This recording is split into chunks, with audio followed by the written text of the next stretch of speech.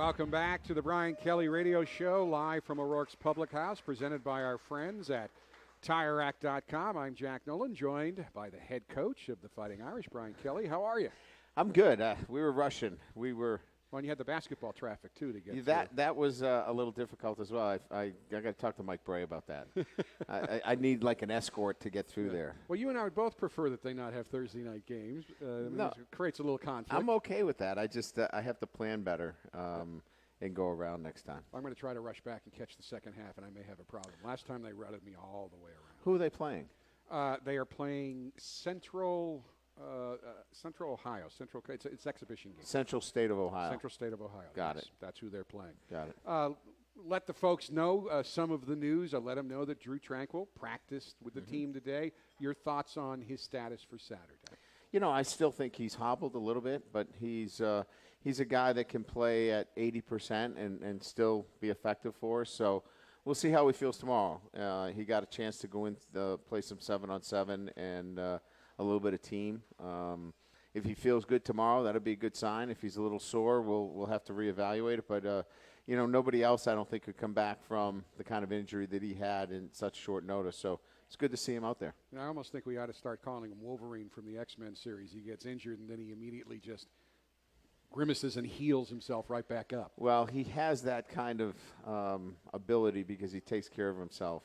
And again, I think most people would still be in a walking boot, but I think he lasted in the walking boot 2 quarters of the game. Got out of the walking boot, and it was kind of nice to see him jog out to practice yesterday, go through stretch, and he didn't do much yesterday, but today he was in full pads and moving around pretty good. So we'll see what happens. I mean, obviously, ideally, it would be great not to have to play him Saturday, but this is November. These games are all key. And everybody has to go out there if it's 90, 80%. And when it's Drew Tranquill, 80% of Drew Tranquill could be pretty good. Yeah. So we've got a plan for him. We'll see what happens. Like I said, I think tomorrow is a big day, and we'll talk to the trainers and doctors and see if they feel like he can give us something that's effective. And if he can, we'll play him.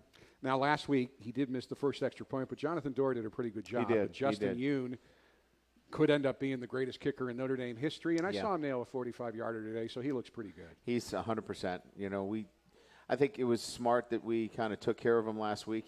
I think in a pinch he could have come in and kicked for us, but we wanted to, be careful with him because that's something that can linger, and we don't need him to be in a situation where he doesn't feel 100%, so he's good to go. And I think long-term, good that Dora was thrown into that situation, and maybe even good that he missed the extra point because that was kind of a come to your parents' notice there. You've got to start getting this right. And after that, he was true, including on the 30-yard field goal. Yeah, I think you're absolutely right. That was a growing-up moment for him. He had to, he's always had a safety net, and that's been Justin Yoon. He had no safety net. He had to go out there and perform. And we weren't going to turn to anybody. It was his game, and he had to get it done, and it's nice to see him grow up. Playing Navy is hard, not just winning the game, but because it's like you're speaking in a different language for a week or 2 weeks, and then you have to come back now to a pro-style offense that's going to throw the football over the field. How did the team respond getting back to a normal preparation this week? Well, it takes a little bit, and we changed up our practice a little bit. We spent more time going against each other because – it's hard to duplicate the speed that you lose of playing a traditional offense, if you will. So we did our ones against our ones and twos against twos more than we have maybe since camp. So a lot of that work on Tuesday and Wednesday and even today as well on Thursday, which is unusual. But we needed it. We needed to get our defense back fitting, traditional run plays and coverages and things of that nature. So I think the preparation was good. Our guys were really focused and intentional about what they need to do. And, I think it was a good week. So you were dealing with what some of the media call the Navy hangover this week, that in the past there's been some struggles, and it's November. Yeah. In the last few months, last few years has been somewhat tough. But I know you think this team is different. Tell me why. Well, I think it's each year you have a different team. I mean, in terms of playing Navy and then going to the next week, there's always a transition. It doesn't matter what team you're playing. I think as it relates to November, this is a better football team. It's a better prepared football team. It's a deeper football team in all facets than last year, and I think they experienced a lot of things last year that has better prepared them for this run now over the next month or so, or 3 weeks actually, that positions them better from week to week. So I just think it's more experienced players that have been in this before, down this road, and probably a little bit deeper of a football team. So you add all those things up, and you feel confident going to each and every game you play. Well, and it's too early to call any team special because you can't put that label on them until they're done. But I've been around this team a lot and more this year than in recent years because of my new duties. But they do seem to have a special sense of camaraderie, of character, of looking out for your brother. I love their business-like approach, but I really like what I sense is a very unselfish attitude about this team. I really can't point. There are some flamboyant guys on this team, sure, but I can't really point to anybody who's a me guy on this team right now. It really is all about the team and doing whatever is necessary to win. Yeah, they're going to play for each other. They're going to play for Notre Dame, and they're going to play to win, and that's all you can ask. Look, you know, the Red Sox won 108 games, right, during the regular season. But if they don't win the World Series, are they? Thank you. We're very happy about that up here. But they won 108 games during the regular season. But are they a special team if they don't win the World Series? You still have to win them all. Well, not in Boston they aren't. 108 special, but in Boston, no, they wouldn't have been. They wouldn't have been special. Yeah. And here at Notre Dame, you know, you can win them all, but you're not special until you win the national championship. Yeah. So they've got a lot of work to do to be a special team. What I love about them is what you said, is that they're selfless. They really care much more about they're hungry, but they're humble. And that's a great combination to have. They're not interested in their stat lines. They're interested in how they can win as a team. And that really bodes well as you go into these tougher games, because not everybody's like that in November, right? You know, teams are more interested, you know, at this time of the year. There's only, 3 undefeated teams left in the country. They're interested in what can they give for me. You know, it's a lot of individuals trying to look to pad their stats. So these guys are not interested in that, and that works well in November. And probably we're not anybody from UCF who happens to be listening, they're undefeated as well. But in terms of players that are considered teams legitimately Power open 5. for the Power 5 teams, there's only 3 left. Exactly. Right. I'll say 4 with Central Florida. And if they don't get in the playoff again, they can just declare themselves national champions like they did last year. Perfect. And that would be perfect as well. One thing I've seen that I really do like about this team is if a player makes a mistake in practice or in a game, or if a player does something that has earned a dressing down from a member of the coaching staff, as soon as that process is over, one of his teammates or his whole position group is right there with him, bringing him back up, encouraging him. And sometimes you don't see it. Sometimes I've seen guys, dressed down on the practice field, and everybody just lets him go walk over there, and he's over there by himself. I haven't seen that once this year. No, we have a group of guys that understand that if they don't know what happened to them in that conversation with the coach, they go and explain it to them. And so that's the great thing about having great leaders on your football team, that if they didn't understand what happened in that conversation with the coach, they're going over to tell them, listen, here's what happened there. You weren't living up to the standards that we set here. You weren't paying attention to detail. And sometimes that needs to be explained by veteran players that have been through it, and we've got a lot of veterans that can do that. When you talk about the family aspect of a program, the player-focused aspect of a program, sometimes you can judge that by how many guys come back. And there have been a lot of guys back. The opening weekend when there was no NFL, you could have fielded at least 11 NFL players because there were at least that many there. Every time there's an opening date, if it involves an open date, a team that has some of your former players on there, they seem to find their way back. And this week, he showed up yesterday. He's still here. Quentin Nelson is here. What does that mean to you that guys are spending their free time back with the program? Well, first of all, they had a great experience at Notre Dame. I think that's, first and foremost. Second, he's just graduated, so he closely identifies with what this team is going through because he was part of the turnaround on this football team. So he's very much invested in what's going on right now. So I don't do this very often, but I let him talk to the team yesterday, and he was really good. I mean, about talking in terms of staying in the moment and what you've built and, what the level that you have to be ready for if you get called upon to step in. And so he was right on. It was great. And he was just named the NFL Rookie Player of the Month, which is the first time in the history of the NFL an offensive guard has been named to that distinction. So pretty impressive stuff. Well, cross our fingers. He stays healthy. He's going to be in the Pro Football Hall of Fame. I mean, he's that good. He's a really good player. And he'll keep getting better. And to couple with that, Mike McGlinchey has been rated by Pro Football Focus as the most efficient offensive lineman in the NFL this year. So not bad for two guys that came out of Notre Dame last year. They're doing pretty good. And that said, you lost them. They're not on the line this year. You've had a serious injury to Alex Bars, who was your best returning lineman. Sam Mustipher's the only guy that's played the same position he played last year in the whole season. You have been moving parts and moving people around.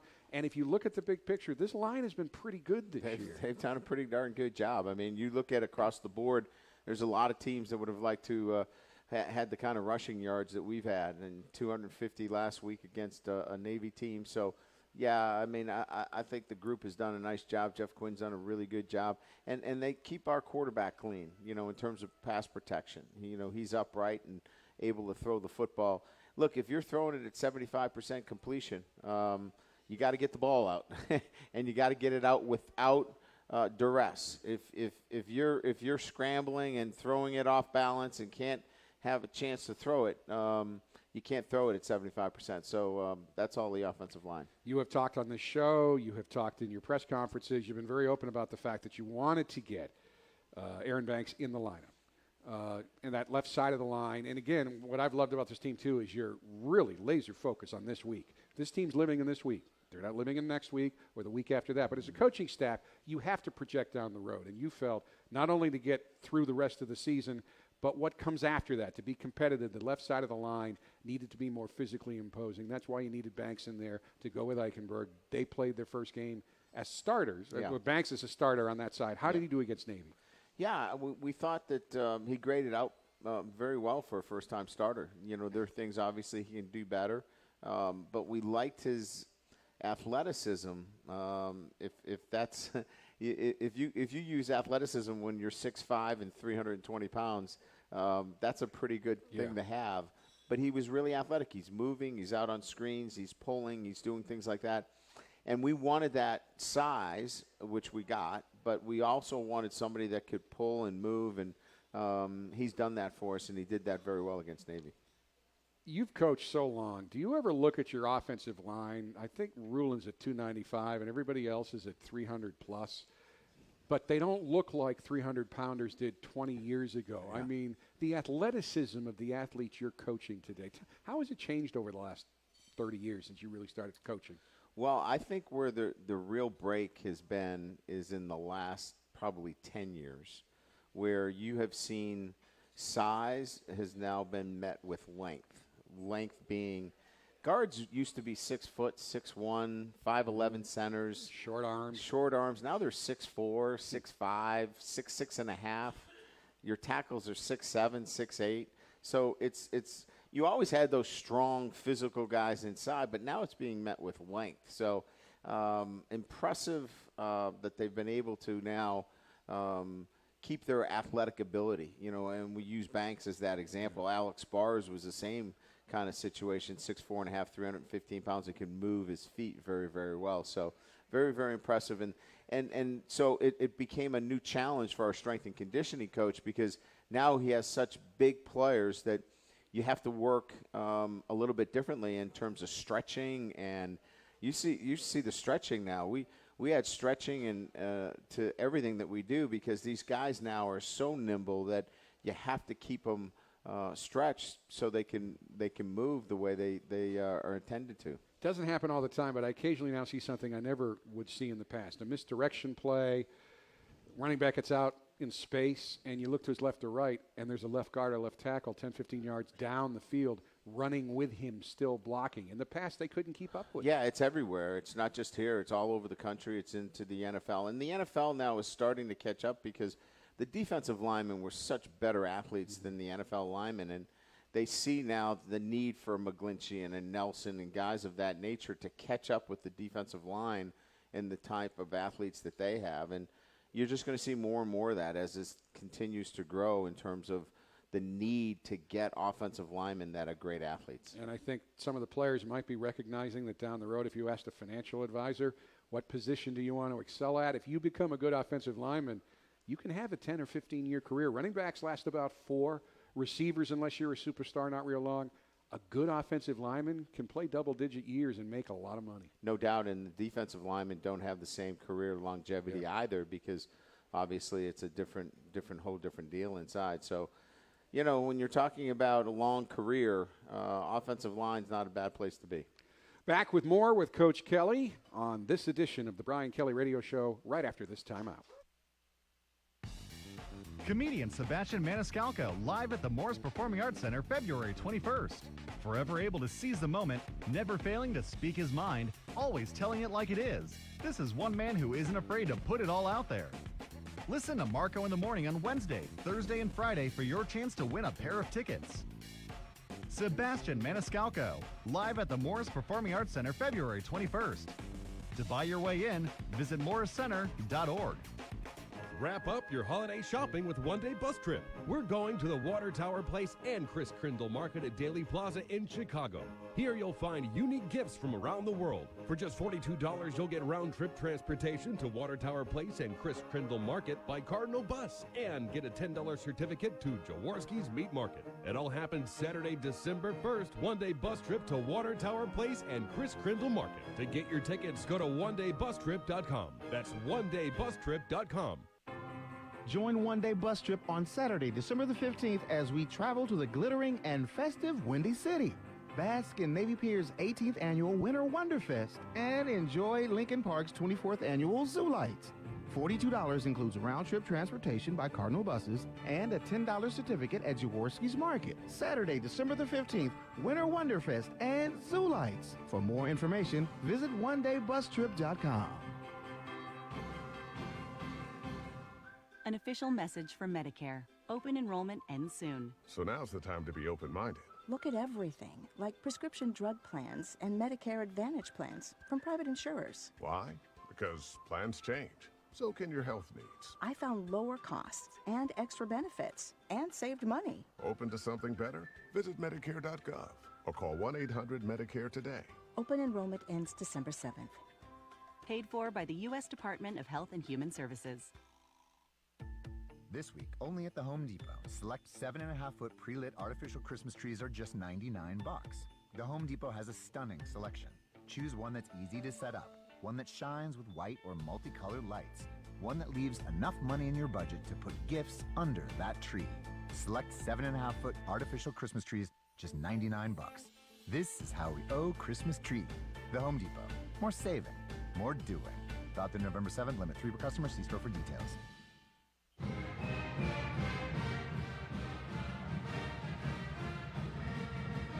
Tonight's Brian Kelly Radio Show is brought to you by TireRack.com. And while we're talking running, passing, and kicking, the experts at Tire Rack have cornering, traction, and performance of a different kind on their minds. That's why you'll be able to get your tires right at TireRack.com.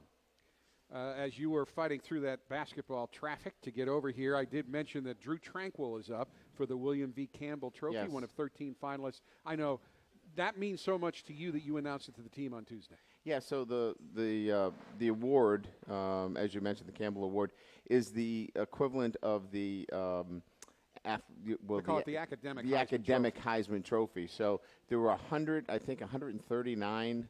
Is that right? 179. 179 semifinalists. They're down to, what's the number? 13. 13. He's one of 13 up for the final award. He's already won a scholarship and up for a $25,000 scholarship. So pretty impressive company at the National Football Foundation dinner, which I believe is on December the 3rd or December the 4th. So pretty impressive company. And academic Heisman Trophy is what it's usually called. I think that's almost a misnomer because it leads one to believe, well, here's a really, really smart guy that plays football. No, you have to be one of the elite players who's also an elite student plus does a substantial amount of community service. So, I mean, I'd like to come up with a different nickname, total Renaissance man, all-around community leader, whatever. But, I mean, it's a huge honor, and you can make an argument that in the big picture, it is a bigger award than the Heisman Trophy. 3.73 GPA in mechanical engineering. Mechanical engineering. With already having his degree.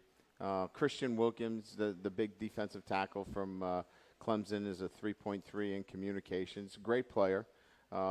So you're in, with great football players, but they also have to carry the load academically as well. Pre-professional, architecture, mechanical engineering, those are generally, even on this campus, majors that academic advisors will question, do you really want to do that? And I have often heard of players who have gotten out of it because they can't handle it. Have you had another guy who's graduated in mechanical engineering recently? Our other captain, Sam Mustafer.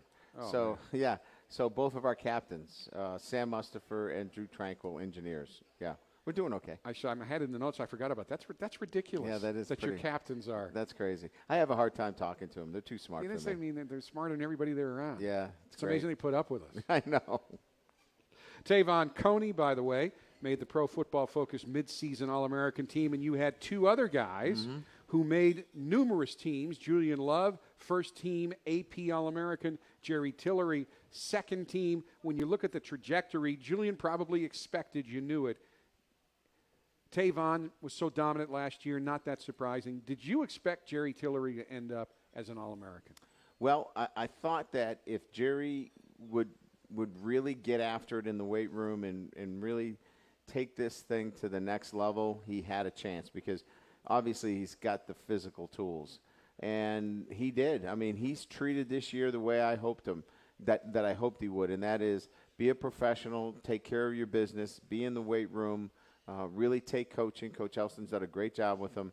And now he's gone from maybe a fifth-round draft pick last year if he leaves to go to the NFL to he's now knocking on the door to be a first-round draft pick. And the difference between the two in terms of signing bonus is maybe about a $350,000 signing bonus in the fifth round to, he's scratching at maybe a $5 million signing bonus now. So, he's made a good decision here with his degree already from Notre Dame. If he keeps playing the way he's playing, good things are going to happen. And he seems to be, in a bit, redefining the defensive tackle position. He's a big kid, but he's not huge. He's kind of lean, but he's awfully quick. And generally, those guys are ends. You've moved him inside, and he's been very effective with it. The nose guards, the inside offensive, the guards and the centers, they have a heck of a time trying to keep him out of the backfield. Well, I've already talked to a number of GMs, and they are fascinated with him. And what they think he can bring to their defense because he's a guy that can play all three downs. He's not a guy that can come off the field, even though he's a three technique, because you can move him to the nose, you can play a big five, he can play the three technique. He is a versatile player, and it's very rare that you get that kind of versatility from an inside guy that can play all those positions. Listen, we know what edge rushes can bring to the game, right? They're in the top 5 or 10 picks in every draft.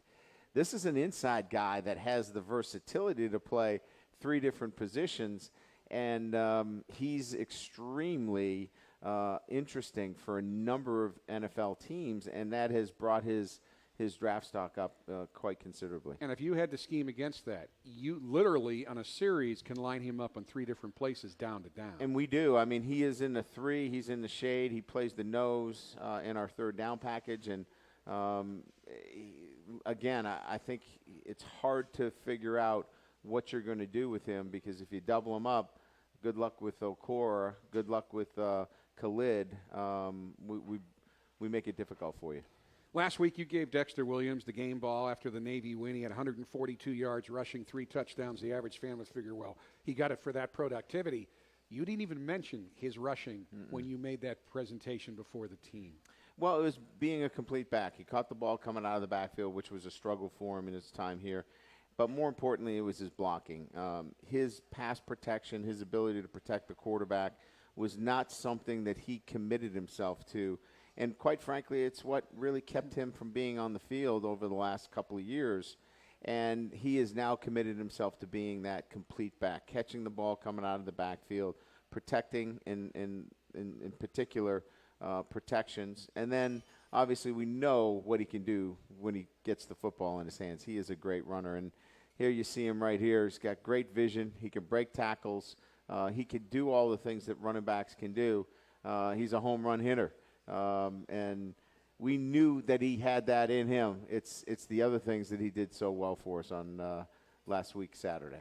He's only played 4 games, but he is your leading rusher by 186 yards on the season, and he's been through a lot of adversity, much of it self-created. He's created his own problems, but how proud are you of the way he has come back, not just as a player, but as a person, because he has certainly matured a great deal? Well, there's second chances because you hope people take second chances and run with them. That's why you give them. And he has taken his second chance, and he has really run with it to the point where I had him talk to the team yesterday as well. And he talked about the opportunity that he's been given and that he now recognizes how fortunate he is to be playing at Notre Dame. And he's not going to miss this opportunity again. So he's going to play for his teammates. He's going to play for his family. He's going to play for Notre Dame. And I think sometimes it takes, some adversity to wake people up. And to Dexter's credit, he also did the right things while he was working his way back to gain the respect of his teammates. If he wasn't doing the right things on his way back, he probably wouldn't have his teammates' support, but he's got his teammates' support too. Got Jafar Armstrong back last week, rushed for 52 yards and a touchdown, but he ended up being, in terms of number of receptions, he tied for the lead with 5. 64 yards was the game-high total for receivers for your team, including a critical 27-yard reception. Great play by Book to keep it alive on third down and on the drive that put it away, but also a guy who's really in his first year playing to stick with it and get open, to have that connection with his quarterback. He probably still would have won the game, but that took all the stress out of it. Yeah, I think that was it right there. I think that probably put the game away. And you can see here, again, flipping the ball out to Dexter and showing, I guess that's Jafar right there. You could see him physically going up inside, his ability to run. And remember now, he was off for almost a month, and we really put a lot of stress on him. Here's a great catch, him coming out of the backfield, running again, the physicality. He's going to run safeties over. He's not much of a guy to make you miss. He's on a reverse. Again, he does so many things for us. That's the thing about him. And he's just coming back. And here's the big scramble by Book. He finds Jafar. Just a big-time play right there. But I thought we used him a little too much. I was yelling at Autry Denson to get him out of the game because I thought we had passed that red line zone, if you will, in terms of too many plays, because he hadn't played in a month. But, Jafar can just keep going.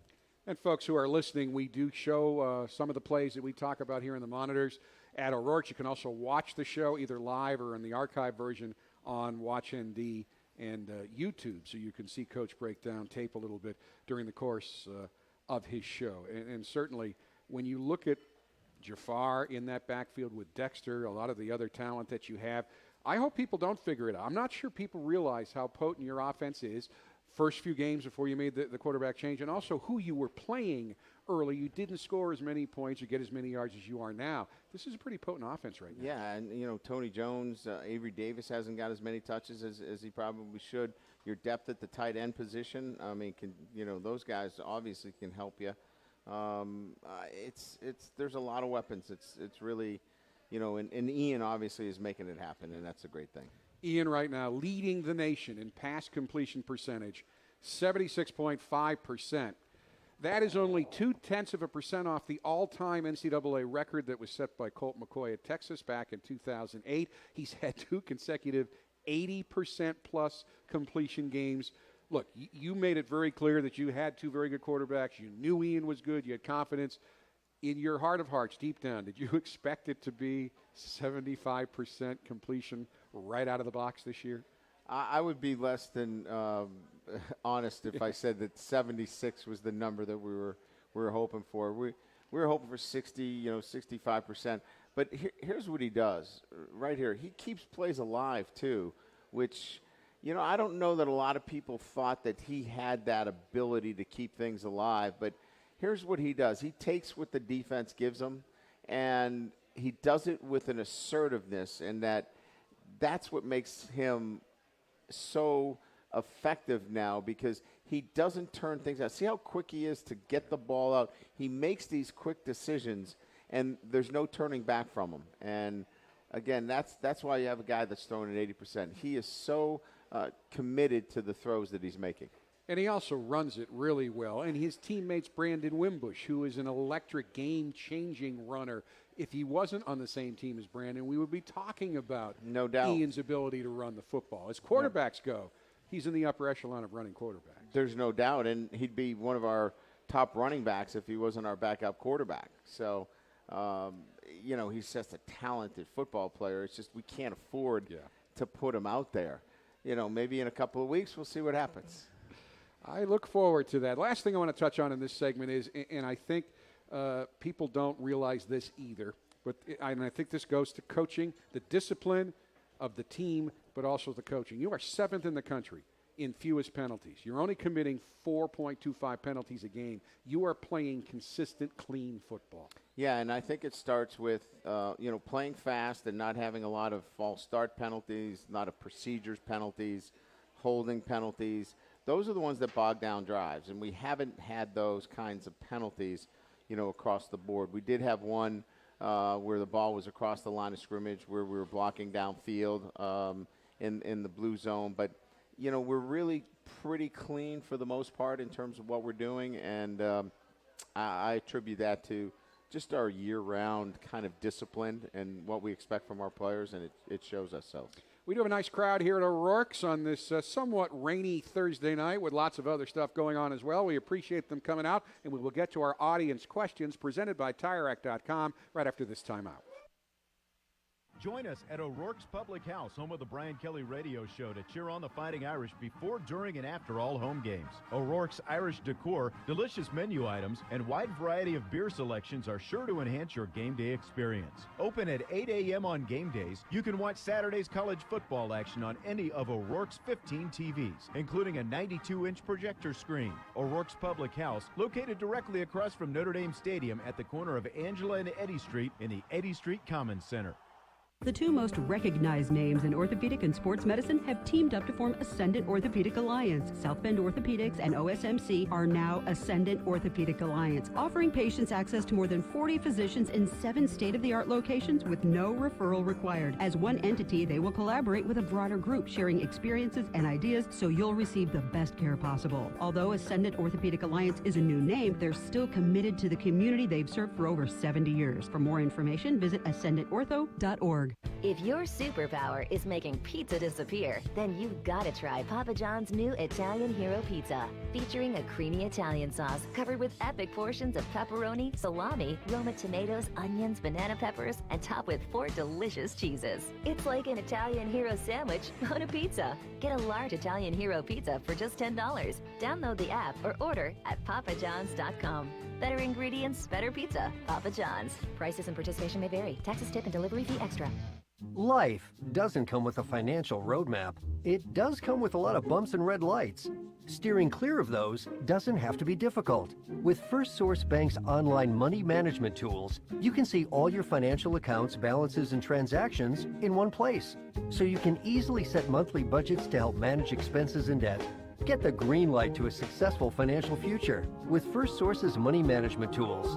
First Source Bank, where better is better. Member FDIC.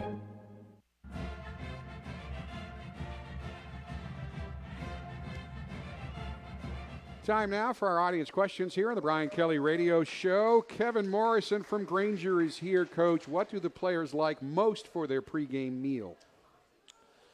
Oh, well, I can tell you what's on it. It's steak, chicken, it's rice, sweet potato, chicken noodle soup. We have a salad bar, fruit, and let's see what else we have. That's the pretty and pretty consistent for a oh, pregame meal. And pasta. Pretty consistent for a pregame. Yeah, meal, so same chicken, thing. steak, pasta, some starches, which are, baked potato and sweet potato, and then the salad. But it's pretty consistent for an evening game. Now, if we have a noon start, we'll add a omelet bar to that. Now, on your nightly training table, which is now set up nightly in the Goog, the food staff does a great job bringing all the stuff in and out. You're going to have your own facility in the new indoor building, but that has a lot of variety in it. Yeah, we cover every every kind of food iteration that's out there. From let's see, we had it was Halloween last night, so we had cauliflower that had red ink on it, so it was brains. So we were trying to get the guys to eat that. They didn't eat any of that. But we do everything. I mean, certainly our Sunday night, our victory meal is the biggest one, which is crab legs, T-bone steaks. So it's really good. They do a great job of keeping the variety to the food. Carolyn Scholes is here from South Bend. Does the Kelly family have any Halloween traditions? When the kids were young, we would leave a little bit earlier from the office and go trick-or-treating. But now that they're all older, it's I know my wife was home giving out candy last night. She likes to do that stuff. Mm-hmm. She likes to come home and give out candy. But I'm usually working. Yeah, I mean, when was the last time you were huff on Halloween? No, it doesn't happen. It's not. Unless we're on a bye week. That's the only time that I've ever really done that is when my kids were younger. We did Halloween, but other than that, you're working. Paul Duttlinger is here from South Bend. Coach, I see Notre Dame is playing a later game against Northwestern. Scuttlebutt says TD wants Notre Dame to play all primetime games. What are your thoughts on this? Oh, yeah. Well, they'd like Notre Dame in a slot where they can – obviously they do well selling advertising with Notre Dame. So certainly they would like that slot as many times as they could get it. We're going to end up doing 3 night games here at Notre Dame for the first time. And this year, let's see, night games, other ones. Virginia Tech, night game, right? San Diego, night game. Evanston, night game. So there's 6. We're playing USC. So we're going to end up with 7 night games this year. 7 out of 12. That's a lot. Well, and right now the NBC contract kind of protecting you a little bit because there's a limit in there as to how many that you can play each season, especially in Notre Dame Stadium. When they first signed that back in 1991, it set kickoffs at 1 p.m., and they said it would be that way forever, but that's not the way the TV business works. And quite honestly, if you're not playing at night, then you're not relevant. The good teams are the ones that play at night, so it's kind of a necessary evil. Yeah, you get a lot of 11 a.m. starts. There's not a lot of people watching you. Jared Lawyer is here from Lanesville, Indiana. Hypothetical question, Coach. This current team makes the playoff, and you're allowed to add and bring back one player from any of your previous Notre Dame teams to go to battle with your current team against the opposition in the playoff. Which player do you bring back and why? Wow, that's a great question. There's so many good players. So many. I can't. Listen, if I pick one, I am in big trouble. Oh, could man. Could you rattle off like 4 or 5? 4 or 5 really good players. You've had a lot, and even that gets you in trouble. That gets you in trouble, too. I mean, who wouldn't take Harrison Smith, Pro Bowl safety? I mean, right down the middle. Who wouldn't take a guy like, Quentin Nelson. Quentin Nelson and Mike McGlinchey, you take them in a heartbeat. Yeah. But guys like, Manti Te'o, he's a pretty good player. Stephon Tuitt. That was pretty good. He's a good player, I'd take him in a heartbeat. Theo Riddick, running back. I mean, there's so many really good football players that you'd love for them to come back and play. I mean, look at the guys that have had like long careers that are playing, at a high level too. Isaac Rochelle's playing so well with San Diego right now. Who couldn't use another pass rusher? So there's just so many good guys. And you mentioned Theo Riddick. I was going to make the comparison, but we needed to get to a break. Golden Tate. What's wrong with Golden Tate? It's nothing. I'll take Golden Tate today. And he's the best dresser of all those guys there's out no there. question about that. No doubt. No question about that. Especially on the golf course. You have compared Jafar Armstrong to Theo Riddick, and it's a great comparison, except that Jafar is a power-running Theo Riddick. Yeah, I think there's some similarities in terms of their toughness.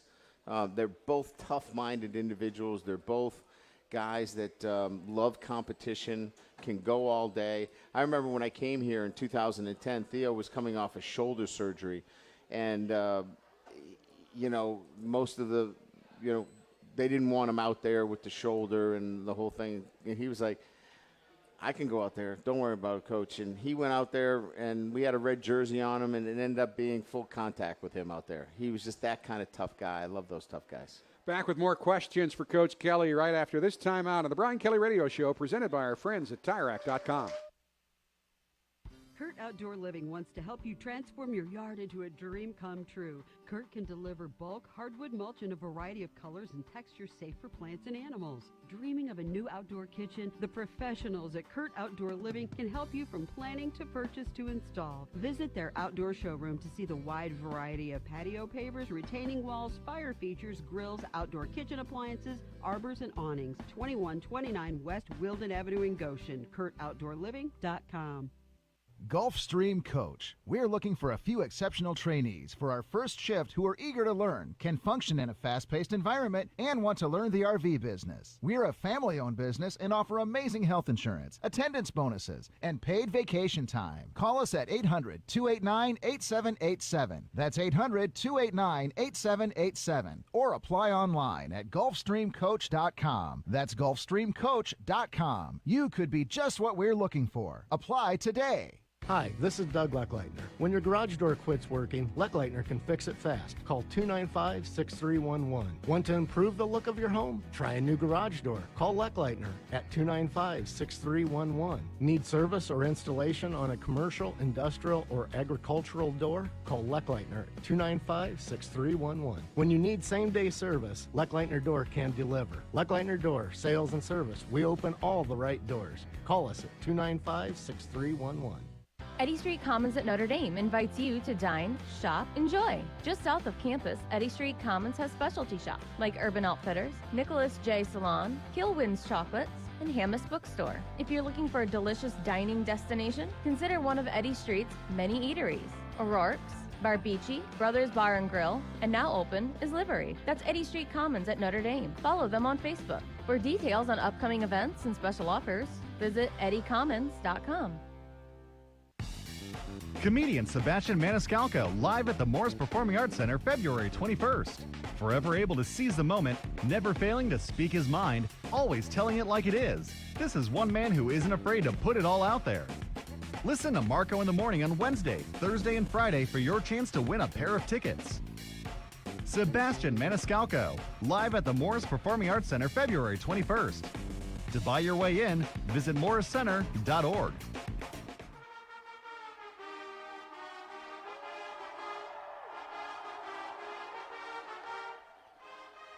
We are back in the Brian Kelly Radio Show, live from O'Rourke's Public House. Only one more show after this. Next Thursday night we'll be preparing for the Florida State game, but this team's laser focus is on the challenge up in Evanston on Saturday night against Northwestern. More questions from our audience. Nathan Sagan is here from Granger. Coach, due to the wear and tear of the Navy game, do you implement a different recovery method versus other games following the game? Well, we stayed over the night after the Navy game, and I thought that I was surprised how much better I felt. Everybody did. Yeah. I think that the players lost the day. They liked that day off, but they recognized that the lost day went to recovery, and they all felt so much better. So I think that was the first thing that we did. The second thing that we did is that I cut back on practice on Tuesday in terms of how long that we were out there. We went shorter in duration, but we went faster. We had 20 players run 20 miles an hour or faster. We have GPS that we wear.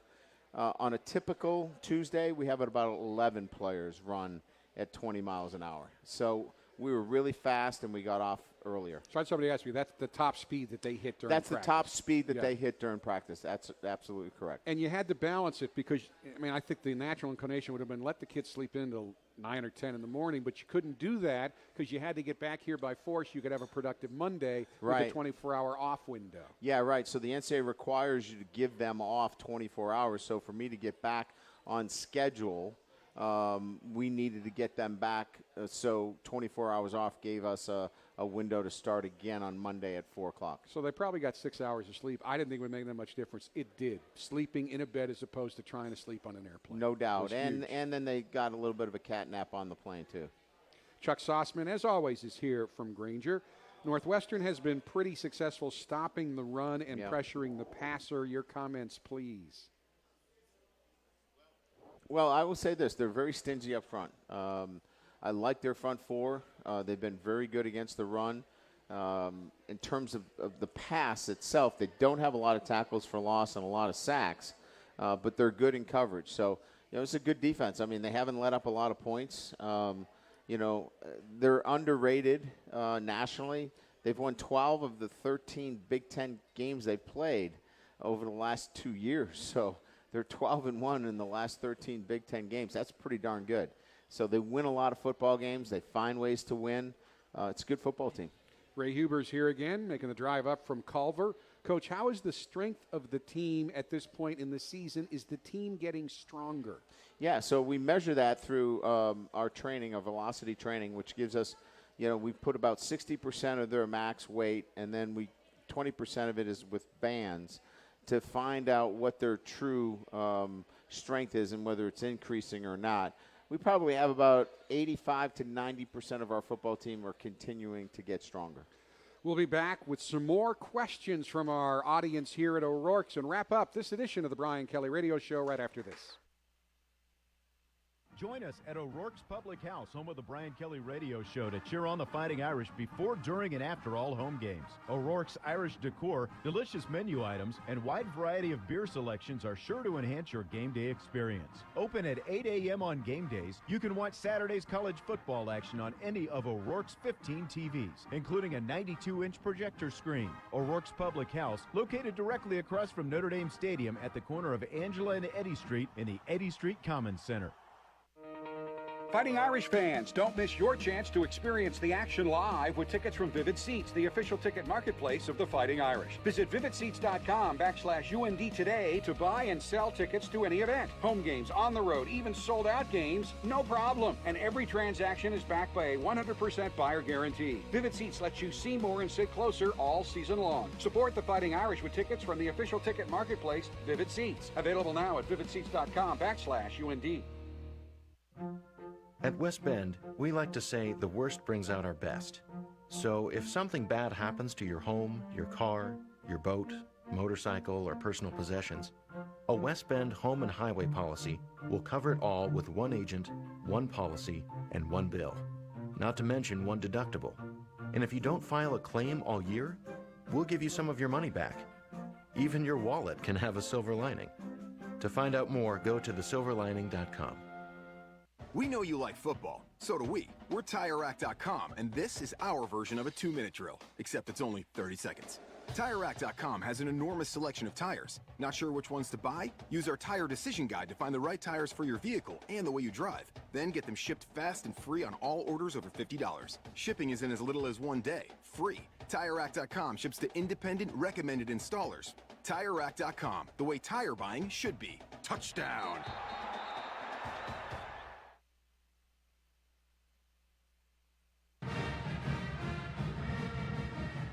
We're back at the Brian Kelly Radio Show. Brandon Liss here as always. Coach, the running backs have been outstanding blocking this season. Do they spend time working with the O-line coaches in addition to working with Coach Tenson? No, they don't.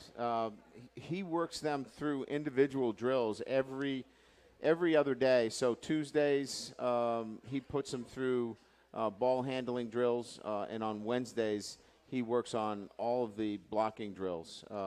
So it's really him doing it individually. Dean from South Bend here. Coach, does the bus ride to the Northwestern game present any problems or differences in player preparation? Our players would like to fly. They actually asked you when the flight left. They're like, when the flight, I said, but by the time you get in and out of the airport, on both ends of it, it's an hour. It's 45 minutes. No, I mean, we're going to have, we'll have an escort when we get to Illinois. So that should help us get in and out and around Evanston. Chuck Sossman from Granger, with Northwestern being primarily a passing offense, does that force Notre Dame to play more nickel, or do you rely on the defensive line pressure? Both. We're going to need to get pressure. Look, they've established a pretty good running game last week against Wisconsin, so we've got to control the line of scrimmage both in the running game, and we've got to get pressure on Thorson. Thorson's an NFL quarterback. He's got an NFL arm. He's going to play on Sunday, so we've got to get to the quarterback. We can't let him sit back there or he'll pick you apart. And actually, Northwestern wanted to run the ball this year. They lost Jeremy Larkin, their star player. running back, 4 games in, but a freshman named Isaiah Bowser has rushed for 225 yards and 3 touchdowns in the last 2 games. Well, he's done a nice job, and they've got a couple other backs that are really accomplished backs that have been out the last couple of weeks that I expect them to be back at least this week, if not for Iowa. No, they can run the football. They have not had success running the football. Again, we have to be able to take that interest of running the football away from them, and if we do that, that helps us quite a bit. You've only played them twice since 1995. They've won the last 2 games, both at Notre Dame. And for whatever strange reason, maybe because Era was coaching there before he came to Notre Dame, it feels like it has some aspects of a rivalry in it. There's certainly some emotions around this game. From that perspective, what are the keys to winning this game? Well, for us, I mean, hold on to the football. If you watched that game a couple of years ago, we fumbled on the goal line and we fumbled it. We were trying to run out the clock. So, for us, offensively, it's always take care of the football. We're going to move the football. We're going to be able to find ways to score points, but it's turnovers, right? And take care of the football. Wisconsin turned the football over last week against Northwestern. If we take care of the football, and then we have to eliminate, and we've been great at this. I think we're 7th in the country in terms of plays per pass attempt.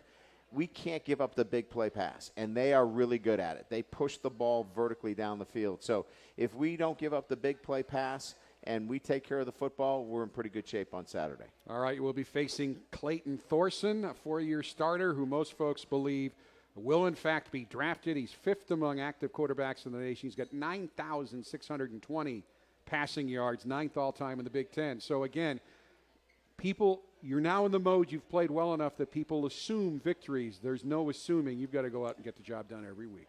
Yeah, when you get to November, you don't assume anything. I mean, you got to fight for everything, especially with a team like this that, as I mentioned to you, 12 out of 13 Big Ten wins in their last 13 games, number one.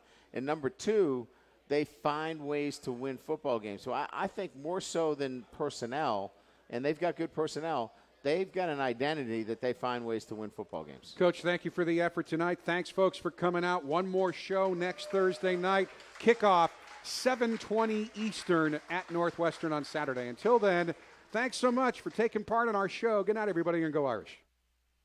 This is the Brian Kelly Radio Show at O'Rourke's Public House, presented by Team Notre Dame partners First Source Bank, Papa John's, Comcast, Nissan,